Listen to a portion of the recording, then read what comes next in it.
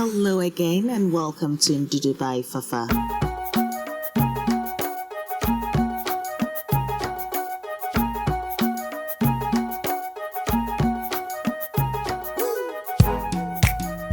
Hello everyone, it's Fafa Gilberti of Ndudu by Fafa. And happy Independence Day to Ghana. Cheers! This is a recipe for you. So to start off this recipe, you will need some smoked mackerel, yogurt, some horseradish, or you can use ginger in place of that. Sprinkle with a little bit of milled black peppercorns and just grind this in your asanka. This is shabu shabu. So this is a perfect starter for your lunch or dinner party that you're going to do for 6th of March. Add your lime juice and the zest of a lime for that refreshing taste. If you don't have the yogurt, omit it and just add some olive oil and mix everything together as you can see here.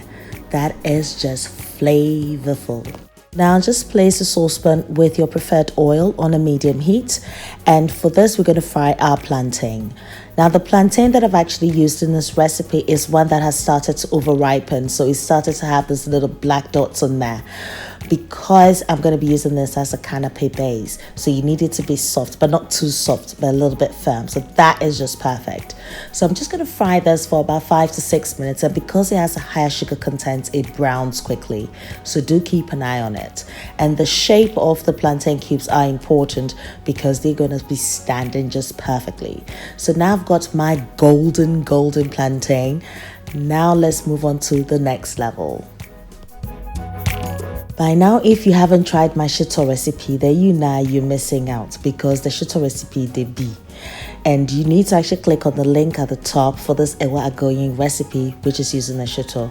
Why am I talking about this? You find out next. So after draining the excess oil off my plantain on a kitchen towel, or you can use a strainer, I'm assembling this on my tray.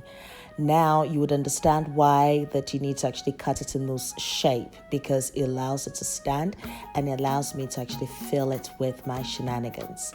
So here I'm actually just scooping a teaspoonful of my mashed black-eyed beans and just assembling it at the top just perfectly, because I'm going to add some more shenanigans. This is one of those recipes that everyone is actually going to be familiar with the flavor and taste, but it's a presentation that's going to wow them. And of course, you're adding your shenanigans. So add your own personality to this. This actually looks like a construction site here, doesn't it? So I'm also going to be scooping a teaspoonful of my mackerel mousse that I made earlier, and I'm just topping it up on top of this plantain pieces. Now, the reason why you actually need a soft plantain is because it's a canapé, and when you actually it's cold, because the plantain is soft, it will still offer moisture and it's just beautiful. Exactly. If you use something that's firmer, then it would just be off. So yeah, this is the best thing to do.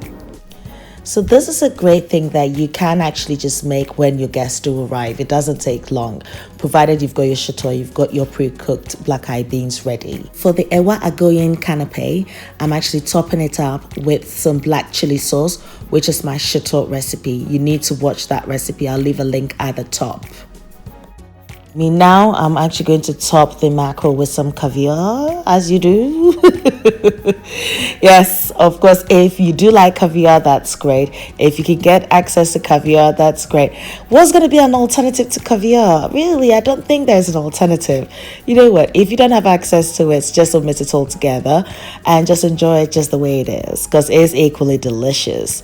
And here I'm actually adding my onion flowers and shenanigans to it again.